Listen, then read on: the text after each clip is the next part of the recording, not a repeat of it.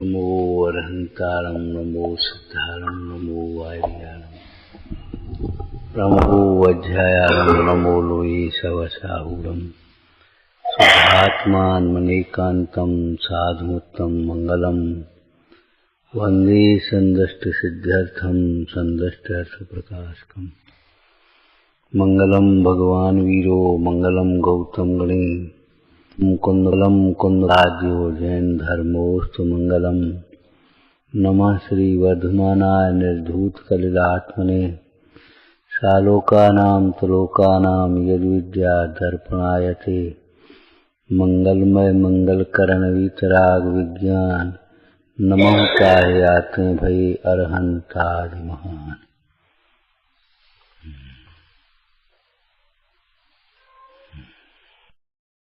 ज्ञान दुख का कारण तो है नहीं, आश्रव का ज्ञान भी दुख का कारण है। आत्मा का ज्ञान तो दुख का कारण है ही नहीं, आश्रव का ज्ञान भी दुख का कारण है। आश्रव दुख के कारण है, परंतु आश्रव का ज्ञान सुख का कारण है। जैसे रोग और रोग का ज्ञान दोनों अलग अलग है। रोग का ज्ञान हो जाए तो फिर निदान हो गया तो फिर रोग का इलाज हो सकता है। रोग का जैसे रोग दुख का कारण बनता है निमित्त निमित्त रूप से, ऐसे रोग का ज्ञान दुख का कारण नहीं बनता।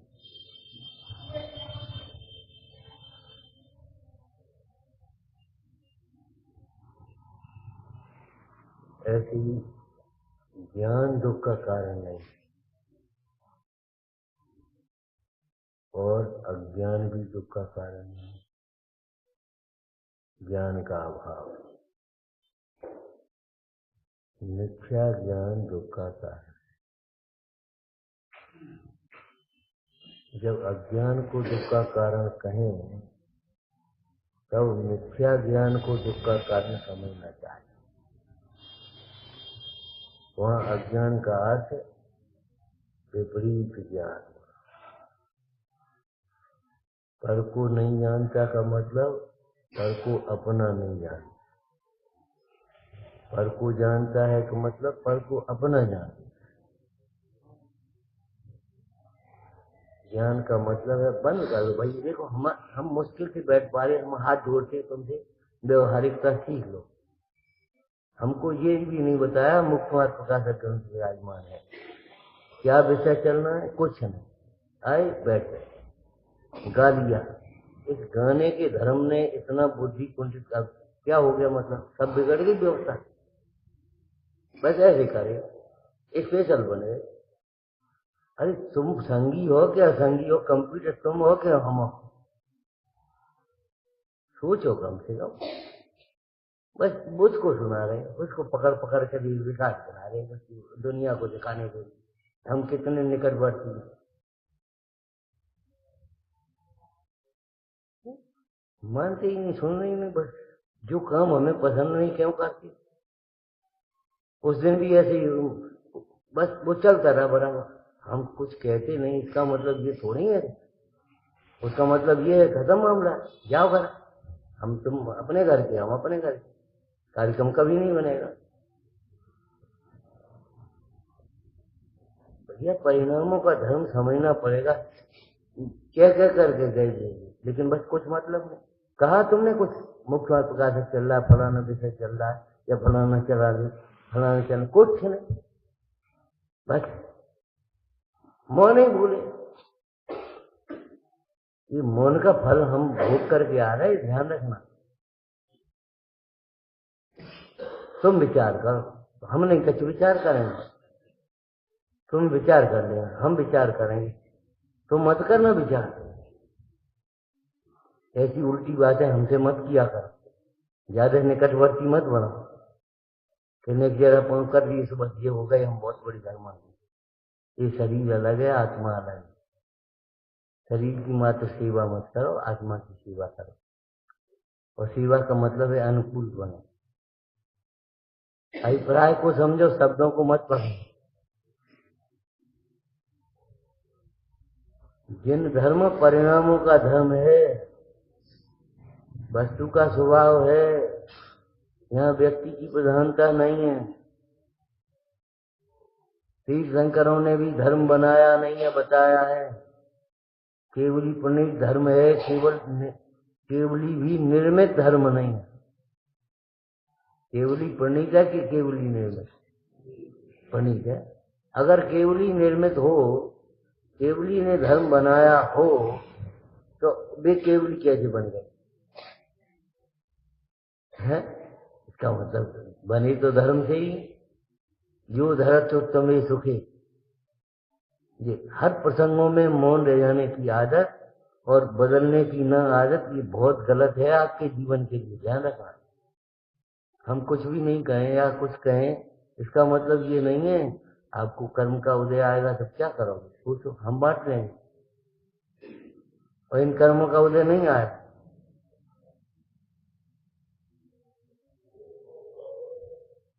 सवेरे भी हम इसी को कहते हैं, या गुरुत्व को छोड़ दो, निर्देशन ज्यादा मत करो, स्वयं समझने की चेष्टा करो, समझाने की चेष्टा मत करो। कभी कभी लोग कह देते हैं वक्तृत्व अगर सीखना है तो तुम ऐसे बोलो जैसे सब मूर्ख बैठे। हम कहते नहीं, सब मूर्ख बैठे हैं, अगर ऐसा बोल कर समझ करके बैठोगे तो अभिमान में यह तो बकोगे। उल्टा सीधा, मूर्ख नहीं बैठे, सब भगवान बैठे हैं। ये हंसी मजाक है की बातें छोड़ेंगे भैया, अपने कल्याण की बातें हैं, अपने स्वरूप की बातें हैं, अपने हित की बातें हैं।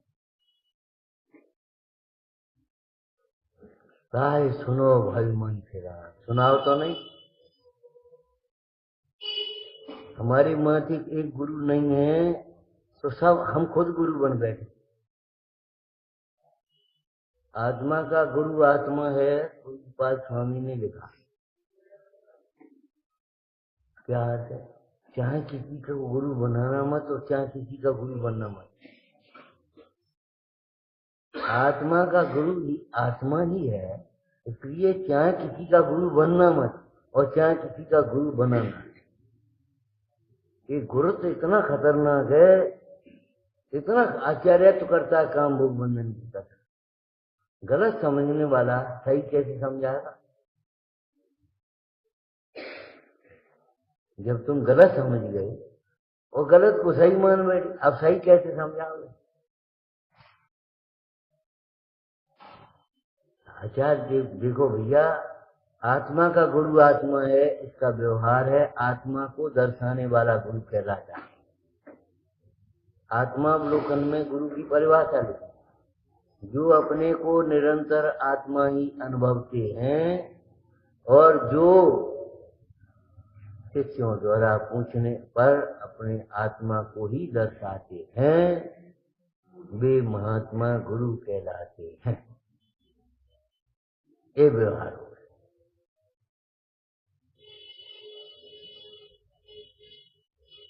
और भले जैन दर्शन त्यागवाद रूप है, लेकिन किसी अपेक्षा गुरु नहीं, सर्व प्रकार से गुरु समझना मुख्य मार्ग में।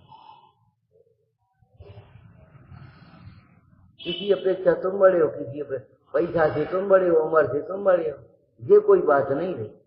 क्षयोक्षम से तुम बड़े हो, क्रिया से तुम बड़े हो, ये कोई बात नहीं। जो सर्व प्रकार से बड़े हैं उन निर्गंथ को ही मुख्य मार्ग में गुरु कहा गया। अपने माथे रखो, उनका हृदय में रखो, उनका स्मरण निरंतर करो, तो तुम्हें कभी गुरु तो नहीं आए। अगर लक्ष्य हमारा शिखर जी जाने का है तो बीच के स्टेशन आएंगे तो, लेकिन हम अटकेंगे नहीं, रुकेंगे नहीं।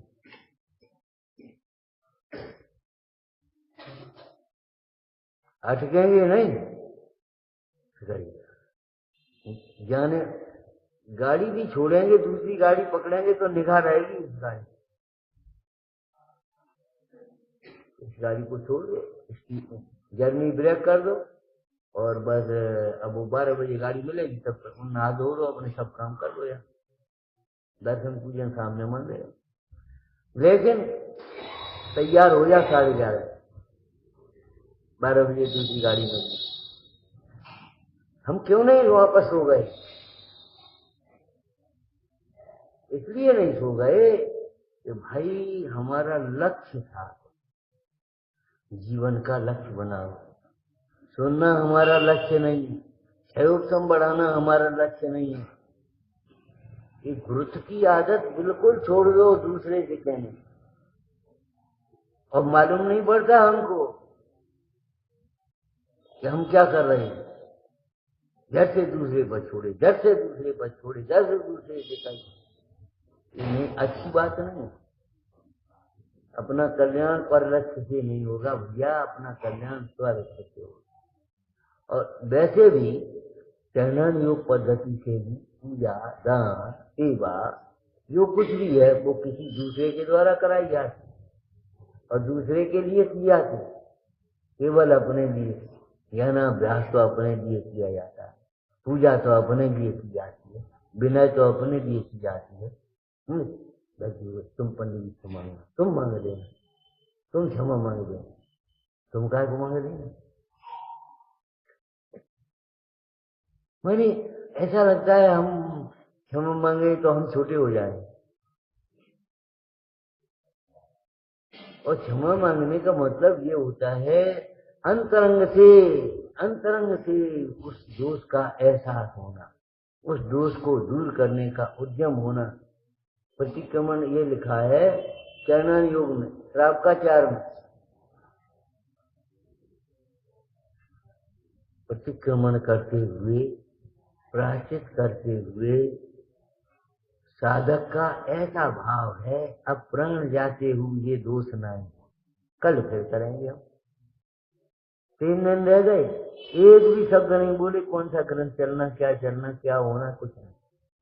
और फिर आकर के बस कुछ नहीं, हेलो कहाँ आ गए, कहीं नहीं आ गए भैया।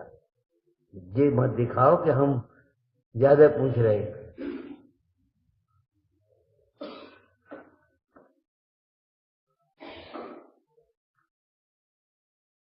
ध्यान रखना, विनय करो, विनय का प्रदर्शन नहीं। गोष्ठी में हमने कहा था भैया देखो, अगर सम्यक दर्शन करना है तो ये प्रदर्शन छोड़ना ही पड़ेगा। वात्सल्य रखो, वात्सल्य का प्रदर्शन नहीं, ओवर प्रदर्शन नहीं।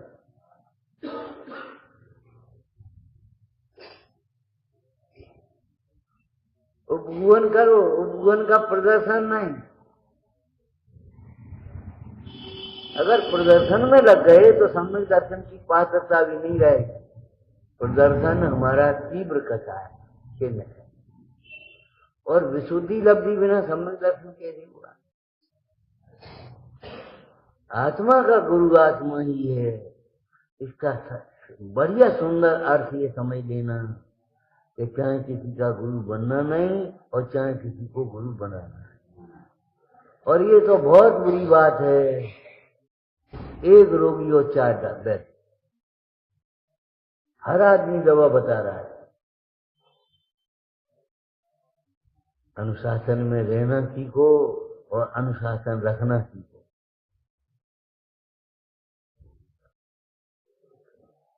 जैसे रोग दुख का कारण कहा जाता लोक व्यवहार में, ऐसे ही रोग का ज्ञान नहीं दुख का कारण है।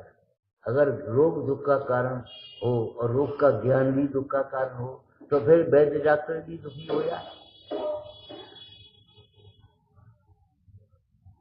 अरे इसको तो टीबी है, वो भी दुखी हो जाए ना उसको।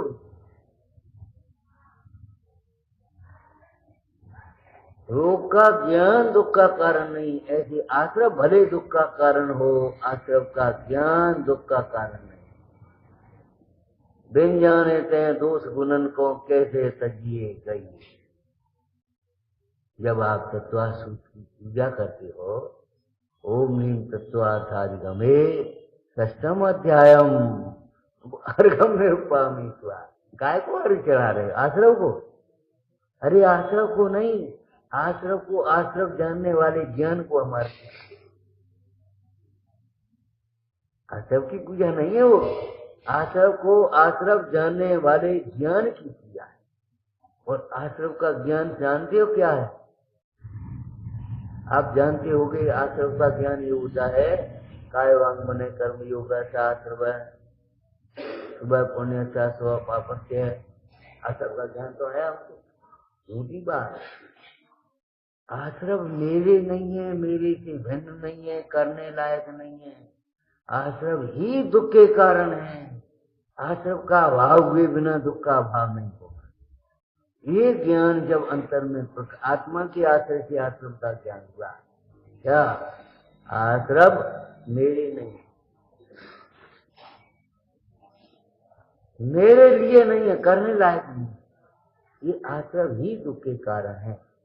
नास्ति बोलो, अनेकांत आत्मक शासन है ना। आश्रव ही दुख के कारण है, अर्थात आत्मा का स्वभाव दुख नहीं। अन्य तो कोई दुख का कारण है ही नहीं पर, लेकिन आत्मा का स्वभाव नहीं है दुख का। दुखी होना अगर आत्मा का स्वभाव हो तो सिद्ध भगवान को भी दुख रहना चाहिए, अनंत भगवान को भी दुखी होना चाहिए, लेकिन नहीं, ये तो परम सुखी है। इसका मतलब है, देखो भाई, कुछ गलती तुम करोगे तो क्रोध आना स्वाभाविक है। स्वाभाविक नहीं है, वैभाविक है। ध्यान रखना, दूसरों की गलती देखो और तो क्रोध आना तो स्वाभाविक है। अब ये तुमने गिरा दिया, तोड़ दिया, नुकसान कर दिया, अब क्रोध आना स्वाभाविक है। स्वाभाविक नहीं है, वैभाविक है। क्रोध को स्वाभाविक मानोगे तो उसका अभाव करने के लिए कभी तैयार नहीं हो पाओगे। उसका जो स्वभाव है उसका अभाव नहीं होता, और जिसका अभाव हो जाता है वो स्वाभाविक है। समय साथ जीवन से पहले चर्चा की। देखो भाई, अग्नि की उष्णता नियत है, पानी की उष्णता अनियत है।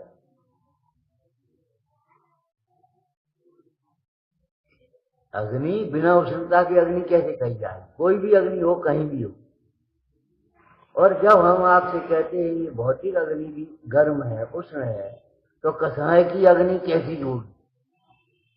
क्लेश रूप होगी कि नहीं, दुख रूप होगी कि नहीं, आकुलता रूप होगी कि नहीं? अगर कसाय दुख का कारण न हो तो विश्व में कोई दुखी न हो, सब जीव सुखी होगा। जितने जीव दुखी हैं वे सब अपनी कसाय से, ये मानता नहीं इसलिए दुखी है, झूठी बात। मनवाना चाहता है इसलिए दुखी। हमारे पास पैसा नहीं है इसलिए दुखी है, झूठी बात। पैसा की चाह है वो इसलिए दुखी। ऐसी विडम्बना, हरि प्रभु, धिक्कार है इस ज्ञान को, दोहरे व्यवहार को। ये दिमाग चलता है, पैसा नहीं होगा तो कौन पूछेगा, और अपन पैसा नहीं है उनकी पूजा करके आए। जिनके पास पैसा नहीं है उनकी पूजा करके आया और कह रहा है पैसा नहीं होगा तो कौन पूछेगा? तुम ही पूछोगे कि और कौन पूछेगा?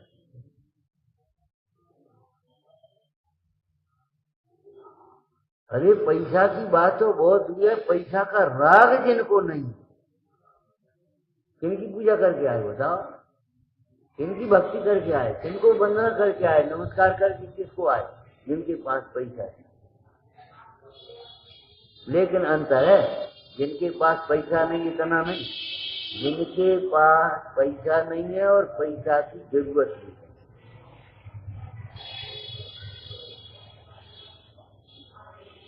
वे अपने आत्म वैभव में इतने तृप्त हैं, बाहर के वैभव की जरूरत है।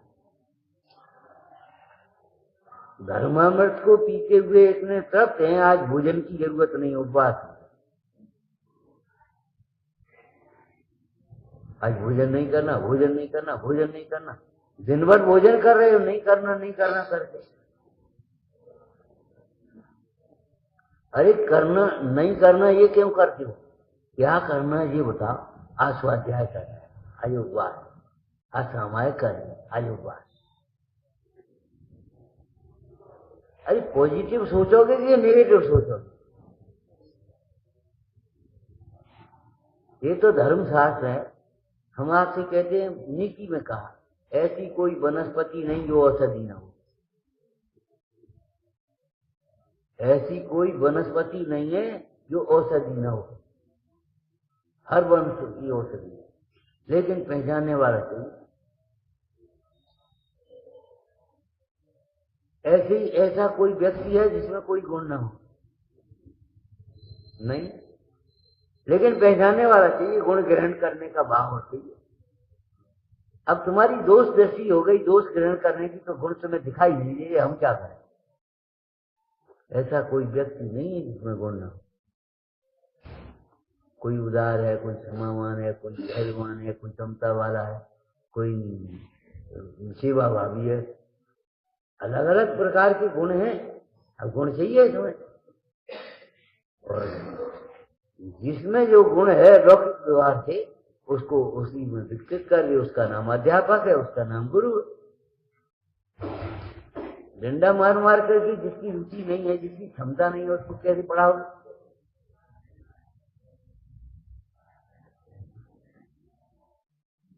तो क्या कह रहे हैं? बस इतना ही कहेंगे, अज्ञान ज्ञान दुख का कारण नहीं है और अज्ञान भी दुख का कारण है। मिथ्या ज्ञान दुख का कारण। अज्ञान दुख का कारण नहीं। कौन सा अज्ञान? ज्ञान के अभाव रूप अज्ञान। दूसरे अधिकार में ये चर्चा आई, नवीन बंद विचार। जितना ज्ञान प्रकट है वो स्वभाव का अंश है, वो तो दुख का कारण हो नहीं सकता, ठीक है ना? और जितने ज्ञान का अभाव है वह दुख का कारण कैसे होगा? जो है ही नहीं वो दुख का कारण, वो तो होगा नहीं। तो फिर ज्ञान है और वो विपरीत प्रवर्त रहा है, ये दुख का कारण। बुद्धि तो तुम्हारी बहुत ऐसी नहीं है, लेकिन बुद्धि अप्रयोजनभूत कार्यों में लग रही, प्रयोजनभूत तत्वों के निर्णय में नहीं।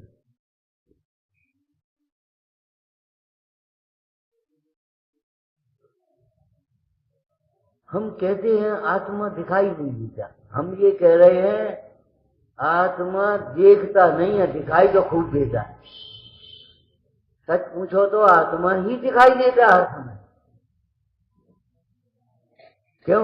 लोक में भी कर्ता कर्मा भेद होते, तो ज्ञाता के अभेद होंगे कि नहीं? ये तुम्हारी मान्यता खोटी है। दर्पण में चेहरा दिखाई देता है, तुम्हारा चेहरा तुम्हारी गर्दन पे है, उसमें दर्पण में थोड़ी घुस गया। और जब दर्पण में नहीं है तो क्या दिखाई देगा? वो चेहरे का प्रतिबिंब है, ठीक है ना? लेकिन चेहरे का प्रतिबिंब है तो किसी का बिंब है कि नहीं? अरे वो तुम्हारी बहू है तो किसी की लड़की है कि नहीं? लड़की किसकी जी बता दो। यही तो ये व्यवहार घर घर में कलह करता है। बहू को लड़की नहीं समझ पा रहे।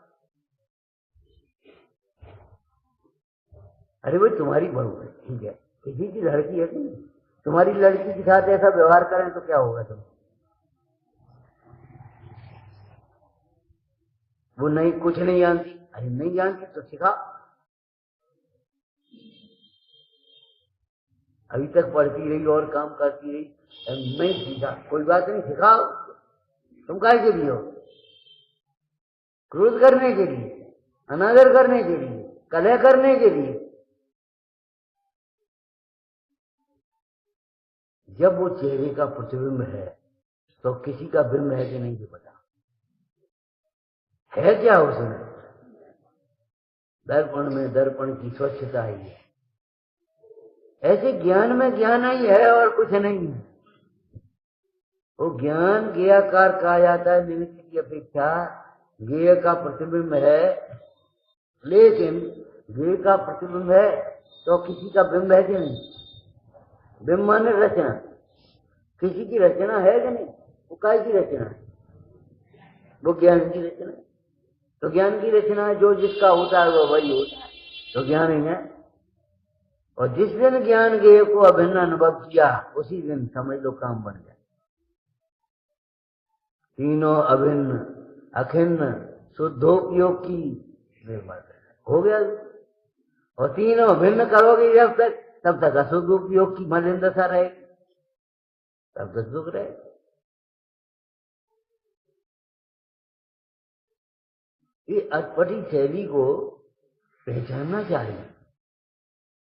या ही प्रतीत युत कछुक ज्ञान सो दुखदाई अज्ञान ज्ञान। ज्ञान को अज्ञान कहा है। या ही प्रतीत युत कछुक ज्ञान, जो कुछ भी ज्ञान है जिसका तुम्हें अहंकार हो रहा है, जिसे ये तुम ये समझ रहे हो हम बहुत पढ़े लिखे हैं, तो सब वे तो कम पढ़े लिखे हैं। अरे और ये पढ़े लिखे, अरे पढ़े लिखे बूढ़ों ने ज्यादा परेशान किया, देश को ज्यादा बर्बाद किया। मिलावट करने वाला बिना पढ़ा लिखा क्या कर पाएगा क्या? ये पढ़े लिखे ज्यादा जान रहे हैं, जिसमें ये मिला दो, इसमें ऐसा कर दो, इसमें ऐसा कर दो।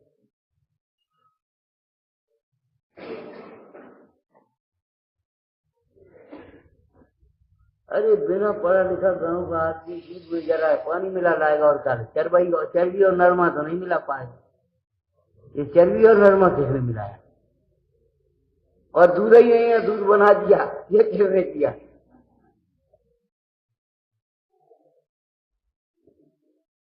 आप ये सोचे दूध नहीं है, दूध बना दिया, ये अपराध है कि नहीं?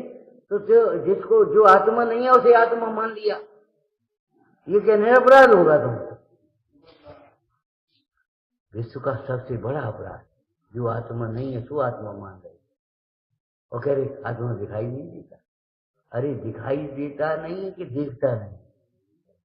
कभी कभी एक नोट या कोई सोना, तो भैया जरा देखना ये कैसा है, ठीक है ठीक है, अरे अच्छी तरह देखो। तो अच्छी तरह देखने का मतलब क्या है? चारों ओर से उपयोग को समेट करके एकाग्र करके देखो। कभी कभी वैद्यों के साथ, डॉक्टरों के साथ ऐसा हो जाता है, सीजन चल रहा है और उन्होंने शक्ल देख करके अनुमान कर दिया और वैसे वह डॉक्टर ने अच्छा नहीं देखा और वो घंटों पकड़ा रहा। हाँ देखो, अच्छी तरह देखो। मैंने उस अनुभव ज्ञान की कोई कीमत नहीं करता, इसका एक ही कीमत कर रहा। क्या विचार करो, जिसका तुम अभिमान कर रहे हो, जिससे तुम ज्ञान मान बैठे हो, हैं वह अज्ञान तो दुखदाई अज्ञान। अगर तुम्हारे ज्ञान के साथ मिथ्या दर्शन चल रहा है तो तुम्हारा ज्ञान मिथ्या है, आचरण भी मिथ्या है और उसका फल भी मिथ्या है। क्या सुख का मिथ्या क्या होता है? उल्टा क्या होता है? दुख।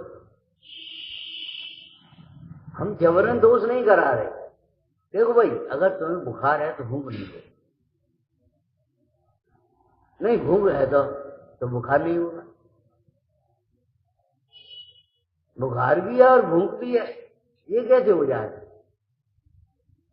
तो जिज्ञासा नहीं होगी अगर तुम उसको ये बैठे भले पूरे कर। अगर अभिमान होगा, जितना हम समझते हैं उसका अभिमान, और जो नहीं समझते उसको समझने की जिज्ञासा नहीं होगी। और अगर समझने की जिज्ञासा होगी तो समझ लो फिर ज्ञान नहीं होगा।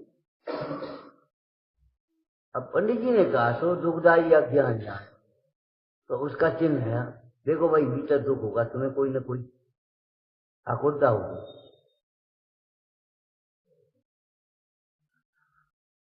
अनुकूलता अलग है, आकुलता अलग है। पुण्य के उदय में अनुकूलताएं मिल जाती हैं। ये अज्ञानी प्राणी अपने को भ्रम से सुखी मानता है और दूसरा जीव भी उसे सुखी मान लेता है। लेकिन सुखी वह है जिसे अनुकूलताएं हैं, कि जिसे सुखी वह है जिसे आकुलता नहीं।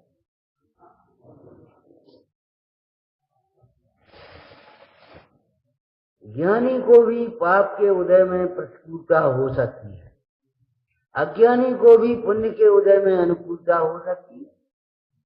अरे अनुकूल और प्रतिकूल की कल्पना ही मिथ्या है। अनुकूल कहें प्रतिकूल कहें झूठी मन की।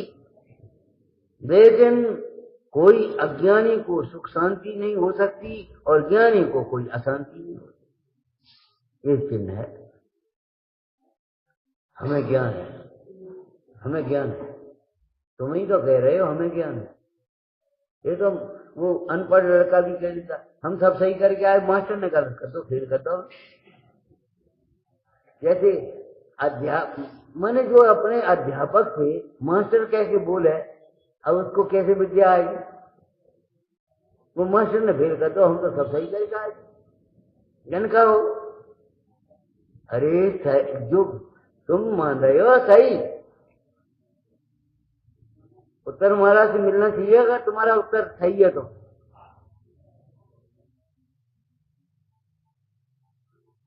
तुम मान रहे हो हमें ज्ञान है, हमें समझ है। ऐसी समझ के से दूर, वह समझ नहीं है, वह ना समझी है भैया। वह ज्ञान नहीं है, वह अज्ञान है। तो दुखदाई अज्ञान है। अगर ज्ञान है तो दुख का कारण कैसे होगा? और दुख का कारण तो अज्ञान होगा, मन मिथ्या ज्ञान, विपरीत ज्ञान। दुख का कारण वह तुम्हारा ज्ञान है जिसको तुम ज्ञान मान बैठे हो, और लौकिक जीवी जिसे ज्ञान कह रहे हैं और ज्ञानी जिसे अज्ञान कह रहे हैं।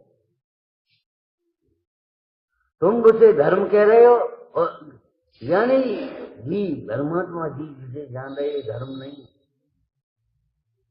क्यों? जहां धर्म होता है वहां सुख होता है तत्काल, आगे पीछे नहीं। कर्म का फल उधार होगा, धर्म का फल नगद आएगा। कर्म का जब उदय आएगा तभी तो उसका फल आएगा, लेकिन धर्म का फल कैसा आएगा? तत्काल नगद। जहां धर्म होगा वहां सुख होगा, जहां सुख नहीं है वहां धर्म भी नहीं। अविनाभावी संबंध। जहां जहां सुख है, धर्म है, वहां वहां सुख है। जहां जहां सुख नहीं है वहां वहां धर्म। जहां जहां ज्ञान है वहां वहां सुख है, जहां जहां सुख नहीं है वहां वहां। अब ज्ञान नहीं, आप सोचो इस बात। और तो भी तुम यहां से उठे और जो मान लिया हम जाने कितने ज्ञान है। ये भ्रांति पल रही है भीतर में। अज्ञानी ज्ञानी हो सकता है और होता ही है, लेकिन जो अज्ञान को ज्ञान माने बैठा, वह ज्ञानी होना उसका कठिन है, बहुत मुश्किल है। इसमें गलती को सही मान लिया। अरे सही को समझो, गलती किसे कहते हैं? आप कहते थे तो झट से गलती हो गई, गलती हो गई। गलती किसे कहते हैं बताओ? आज सवेरे ही चर्चा आई, गलती कहते किसे हैं? जो सही नहीं हो उसका नाम गलती। अब जो सही श्रोता नहीं है तो गलत श्रोता होगा। तुम गलत तरीके से सुन रहे हो अगर सही श्रोता नहीं हो। अगर सही वक्ता नहीं है तो गलत वक्ता होगा। असली सोना नहीं है तो नकली सोना होगा। असली दूध नहीं है तो नकली दूध होगा। भाई नकली नाम की कोई चीज होती है अलग से, कुछ जो ऊपर से तो दिखाई दे रही असली ऐसी और भीतर में असली है नहीं, उसी का नाम तो नकली कहेंगे। तो ऊपर से दिखाई दे रहा ज्ञान क्षयोपम, ओहो इतने बढ़िया श्लोक सुना देता है, इसको तो सब याद है। बेटा सुना ना पांचवा सूत्र कौन सा है? पांचवा सूत्र ये है फला। अरे इसको तो ज्ञान याद है। ऊपर से ज्ञान दिखाई दे रहा है लेकिन भीतर में अज्ञान क्या है? अरे अज्ञान क्या है?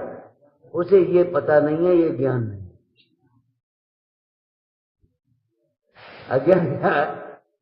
उसे ये मालूम नहीं है कि ज्ञान किसे कहते हैं, ये ज्ञान नहीं। सुनना इतना ये श्रोता का लक्षण नहीं है। आत्महित के लिए सुनना ये श्रोता का लक्षण है।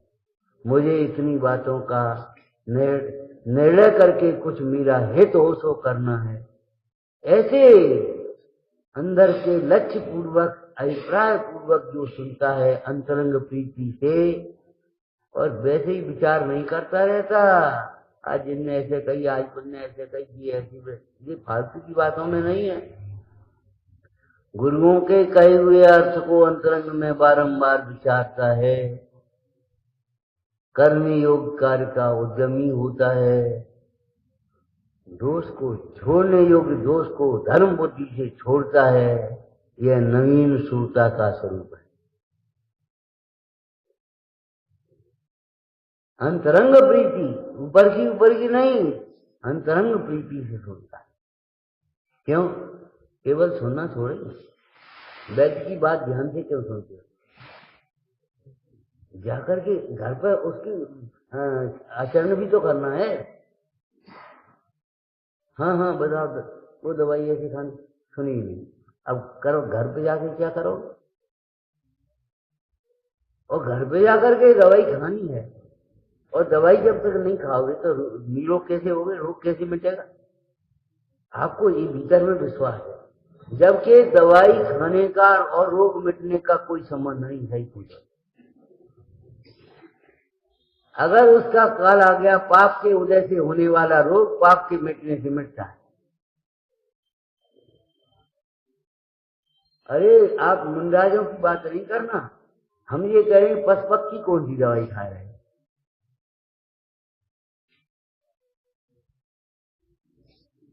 जब रोग के निरोग होने का काल आया तब औषधि निमित्त होती है, औषधि से निरोग नहीं होता। और इतनी मान्यता खोटी है अभी तो। हम फिर कह रहे देखो, औषधि खाने से रोग नहीं मिटता, औषधि दान से रोग मिटता है। जैसे बीमार रहो तो औषधि दान करना सीखो, औषधि खाने से नहीं, औषधि देने से रोग मिटेगा। साहब हमें रोग है और इन्हें औषधि दे तो रोग मिट जाएगा हमारा? कि हाँ, यही तो कह रहे हैं, तुम्हें रोग कुपथि के कारण है, तुम कुपथि छोड़ दोगी। कुपथि क्या है? तुम्हें अभिमान है, तुम्हें लोभ आसक्ति है, तुम किसी को कुछ देते लेते नहीं हो। औषधि दान करोगे तब तुम्हारा रोग स्वयं मिटेगा।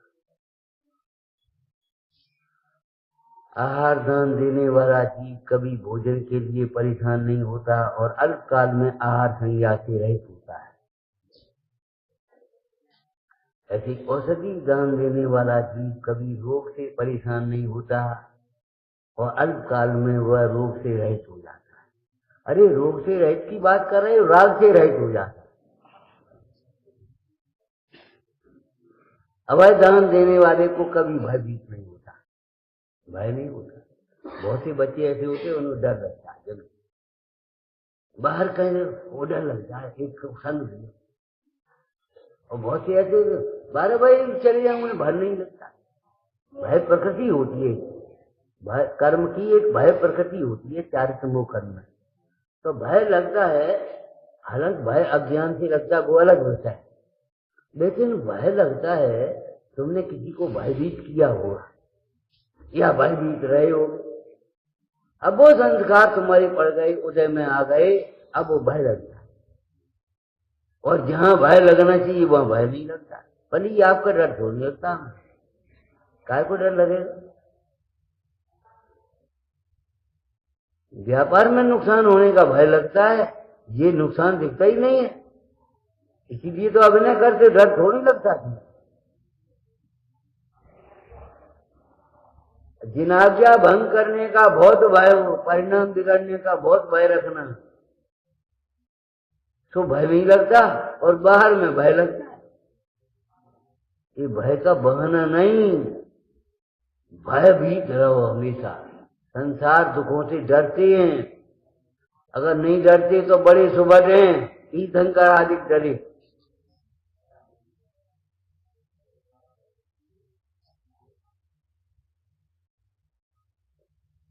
ज्ञान सुख का ही कारण होता है, अगर सुख का कारण नहीं है तो ज्ञान नहीं है, ऐसा समझ करके सुख के लिए ज्ञान का अभ्यास करना ही चाहिए।